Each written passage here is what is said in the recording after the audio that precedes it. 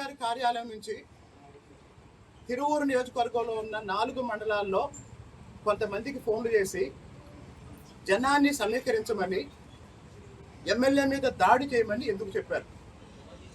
ఈ విషయం తెలిసిన నిఘా వర్గాలు నా గన్మ్యాన్కి ఫోన్ చేసి గొడవలు జరుగుతాయని చెప్పారు కానీ, దాడి జరగవచ్చని చెప్పారు కానీ, జాగ్రత్తగా ఉండండి అని చెప్పారు కానీ నాకెందుకు భద్రత కల్పించలేదు.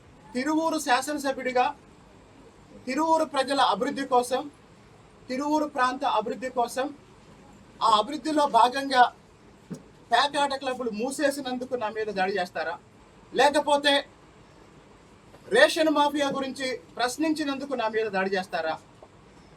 తిరువూరు నియోజకవర్గానికి ప్రతి నెల 151 టన్నుల రేషన్ బియ్యం వస్తున్నాయి. తిరువూరు నియోజకవర్గ పరిధిలో ప్రతి నెల ₹1 కోటి రేషన్ మాఫియా కుంభకోణం జరుగుతుంది. ఈ ₹1 కోటి తింటున్న పందికొక్కుల గురించి బయట పెట్టినందుకు నా మీద దాడి చేయబోతున్నారా? పూడి శ్రీనివాసరావు పార్టీని ధిక్కరిస్తే లేదా పార్టీ లైన్ దాటితే చంద్రబాబు నాయుడు గారు నా మీద చర్య తీసుకుంటారు. లేదు, తప్పు చేస్తున్నారని పార్టీ నాయకత్వం నాకు చెప్తే నన్ను సరిదిద్దుకుంటాను.